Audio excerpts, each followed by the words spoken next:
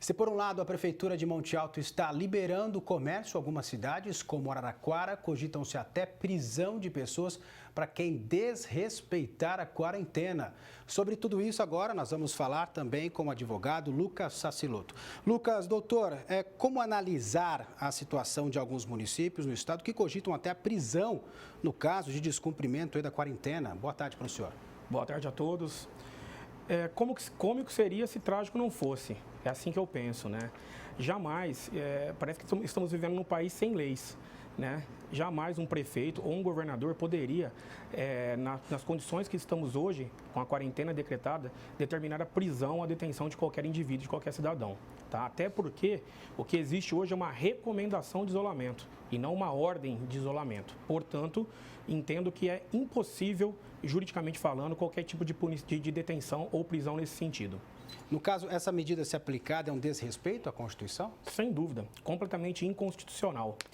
A nossa Constituição, primeiro que temos o direito sagrado de ir e vir, tá? E ele só pode ser suspenso em caso de decretação de estado de sítio. E o estado de sítio só pode ser decretado pelo presidente da República e chancelado pelo Legislativo. Aí sim, neste caso, poderia sim, em caso de descumprimento, chegar a uma prisão. Caso contrário, governador, prefeito não tem essa autoridade. No caso, a Prefeitura de Monte Alto permitiu a reabertura de alguns comércios com a preocupação de que as pessoas fossem a outras cidades buscar serviço. Nós acabamos de mostrar isso aqui. A preocupação é válida? Sem dúvida. A reabertura com os cuidados necessários, sanitários, uso de álcool, máscaras, né, controle de acesso, isso se chama isolamento inteligente. Parabéns ao prefeito de Monte Alto. E sem dúvida, o que aconteceria? Acaso ele não fizesse isso, os cidadãos de Monte Alto buscariam esse serviço em outras cidades, gerando um desequilíbrio regional e gerando até mesmo aglomeração em outros locais.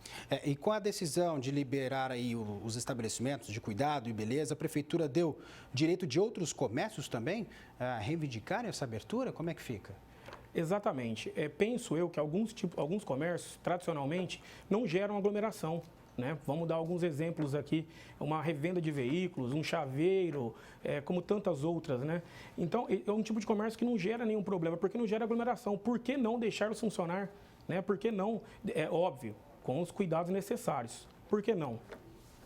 Bom, a gente vê alguns prefeitos se apoiando no governo do estado, porém o STF já deu essa autonomia para alguns municípios. Como é que fica essa história? Vamos lá. Primeiramente, vamos explicar que essa decisão foi uma decisão liminar do STF, tá? Do ministro Alexandre. E, então, não é uma decisão final. Isso aí vai ser, o mérito dessa ação será julgado ainda. Portanto, eu acredito que essa liminar vai ser derrubada quando isso for julgado. No caso, que tipo de comércio poderiam se encaixar nessa decisão?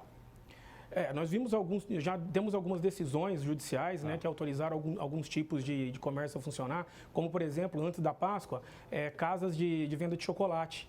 Né? Por quê? Entende-se que são essenciais, sim, aquele período.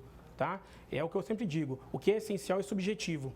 Portanto, é muito complicado você determinar o fechamento compulsório como foi feito. Penso que essa forma de isolamento que foi feita por alguns prefeitos que seguiram o governo do estado, ela não foi nada inteligente. Né? Foi um decreto mal feito, muito mal feito, diga-se de passagem, a toque de caixa, que não especificou que algumas atividades seriam essenciais sim. Né?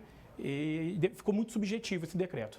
Lucas, o que aconteceu lá em Monte Alto deve ser seguido por outras cidades também? Com certeza, com certeza. Até sob pena de um colapso econômico, né?